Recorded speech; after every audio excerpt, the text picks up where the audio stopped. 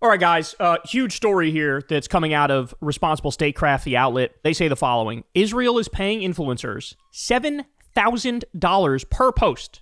Netanyahu referred this week to a community pushing out preferred messaging in U.S. media, and boy, are they making a princely sum. Okay, guys, $7,000 per post. $7,000.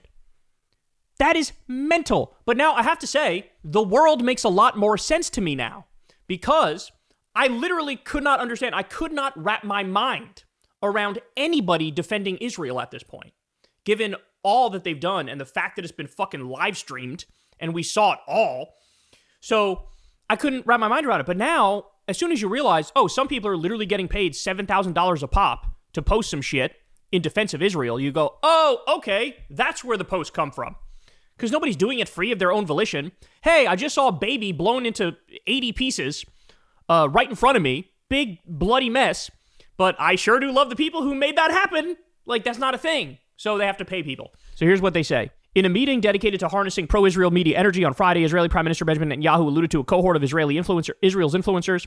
Quote, we have to fight back. How do we fight back? Our influencers. I think you should also talk to them if you have a chance, to that community. They are very important. Being paid by Israel to post on social media is also very lucrative. According to previously unreported recent documents, these influencers are likely being paid around $7,000 per post on social media, such as TikTok and Instagram, on behalf of Israel. Bridge Partners, a firm working for the Israeli Ministry of Foreign Affairs, sent a series of invoices for its influencer campaign to Havas Media Group of Germany, an international media group working for Israel. The invoices detailed a sum of $900,000 starting in June and slated to end in November for a cohort of 14 to 18 influencers to create content. Jesus Christ. Now, by the way, that's our fucking tax money there, bro. That's our tax money. That's what that is. That is our tax money that's going to pay a bunch of fucking teenagers to shitpost in favor of Israel. That is insane.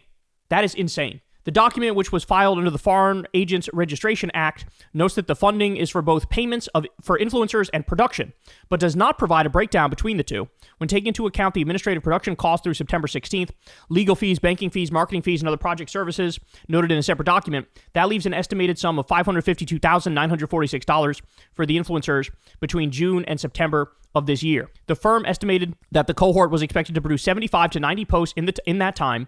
Doing the math, that would be $6,143 per post on the low end. On the high end, each influencer could be making as much as $7,372 per post. It's not clear which influencers are participating in the program. Havas, the firm overseeing Bridge Partners' work, did not respond to multiple requests for comment about the project, which influencers are participating in the program, or how much each is paid. Bridge Partners founders are Yair Levy and Yuri Steinberg, who each own a 50% stake in the firm. Bridge Partners describes its work as assisting with promoting cultural interchange between the U.S. and Israel. The firm, which lists its business address in the Capitol Hill neighborhood of Washington, D.C., has also enlisted the help of a former major in the IDF spokesperson unit, Nadav Straukler. For legal counsel, Levi and Steinberg have turned to Pillsbury, Winthrop, Shaw, Pittman, a firm that previously worked for controversial Israeli spyware company NSO Group. The Bridge Partners campaign is titled Esther Project. It is unclear if the campaign bears any association with Project Esther, the Heritage Foundation's campaign to fight anti-Semitism by branding critics of Israel as part of a terror support network. That's crazy, bro. So define any criticism of Israel, they define as anti-Semitic. And then they say if you do that, you're part of a terrorist support network. Jesus Christ. We actually covered this meeting that Netanyahu had with the influencers, and he kept saying the quiet part out loud over and over. Like, all right, now we got to put pressure on X. We got to put pressure on Twitter now because we just got TikTok. So Larry Ellison, a pro-Israel right-wing billionaire, just bought TikTok. So now they're doing a purge of the pro-Palestine content and the anti-genocide content, right? So they got that now.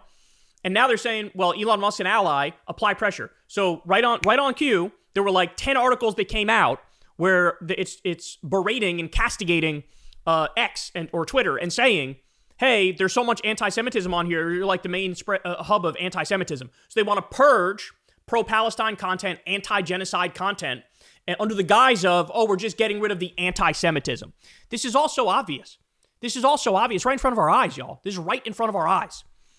So that is crazy. So now, by the way, if you were correct, you wouldn't have to pay people $7,000 per post, right?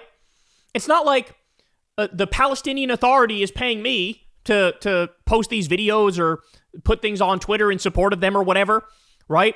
I'm not getting paid by foreign actors. I'm just out here telling the truth. And the truth is, we are witnessing a live stream genocide from a bloodthirsty, manic, psychopathic state that has lost it. That's lost it. They're starving. Kids are dying of malnutrition and starvation. They've bombed schools and hospitals and World Central Kitchen workers and tents in humanitarian zones. This is what we're seeing. So, I think it says it all, that you got to pay that much to get some positive coverage, because it's become that impossible to get positive coverage. Nobody's doing this shit for free. Nobody's doing this shit for love of the game. So it's, okay, well, here's some money, overlook genocide, and obfuscate around it. That's what it is. So, a huge story here. Shout out to Responsible Statecraft and Nick Cleveland Stout for this article. And I'm sure this is just the tip of the iceberg. I'm sure there's so much other stuff going on that we don't even know about. All right, y'all. That's the show. I love y'all very much. Thank you, as always, for listening. Subscribe to the channel if you haven't. I'd really appreciate that. That's below. You could also support the show on Patreon. Remember, this is real independent media. You guys support the show from the ground up. If you'd like to do that, that's below. There's also a thanks button you'd like. If you could tip over there, that'd be awesome as well. You could also support Crystal Kyle and Friends on Substack and go subscribe to the Corn's World YouTube channel where we do live Kyle and Corn episodes. All right, y'all. I will see you back here tomorrow. Peace. Hey, y'all. Do me a favor and like and subscribe. It helps out big time in the algorithm. Click the bell as well for notifications when videos drop. And watch that video on screen right now. You know you want to.